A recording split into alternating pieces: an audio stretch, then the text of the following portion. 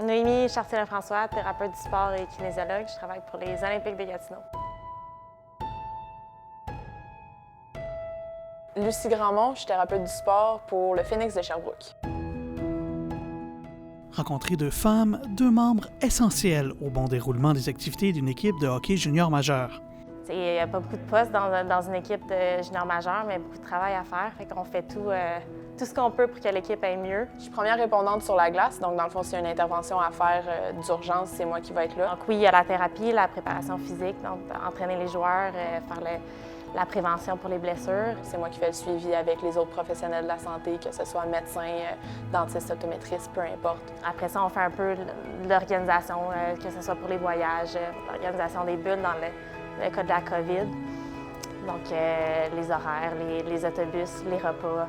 Puis on dit un peu souvent qu'on est la mère de la famille, donc de s'occuper que les jeunes aient tout ce qu'il faut pour performer au mieux. Ce sont deux femmes dans un monde d'hommes, mais pour elles, c'est loin d'être un problème.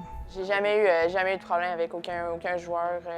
Je veux dire, je me suis toujours sentie respectée. Puis je pense que ça vient aussi de moi aussi, qui a toujours respecté l'environnement dans lequel les joueurs sont et tout.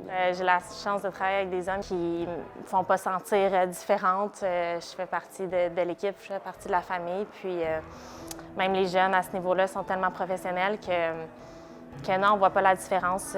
On travaille ensemble, puis on a tout le but commun de faire progresser nos jeunes, puis que le logo, l'équipe est pour le mieux. Là. Fait que non, il n'y a pas de différence.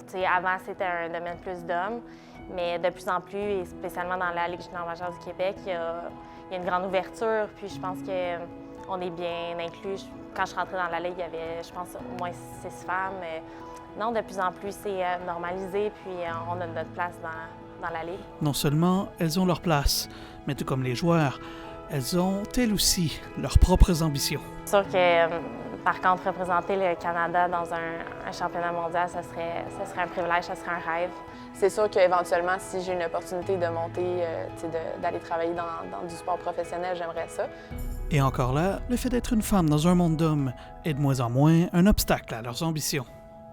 On verra ce qui va se passer dans les prochaines années, là, mais là, on est en 2021, là, fait qu'on est rendu là. Je fais confiance au milieu du hockey.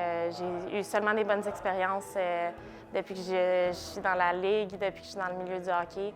Donc, je me dis qu'en continuant à travailler puis en mettant le hockey au centre de mes priorités, il y a juste des bonnes choses qui peuvent arriver. En même temps, je pense que les femmes ont autant leur place que les hommes dans le milieu. Fait que ça revient juste aux compétences. Si tu as les compétences, le fait que tu sois une fille ou un gars ne devrait pas t'arrêter là-dedans. En cas de Lucie, elle a déjà 2 Coupes du Président et une Coupe Memorial à son actif, alors qu'elle travaillait à l'époque pour les Huskies de Rouyn-Noranda. Ouais, j'ai 3 coupes, j'ai quelques bagues. Comme le dit le cliché, dans le monde du hockey, c'est ce que ça prend pour gagner.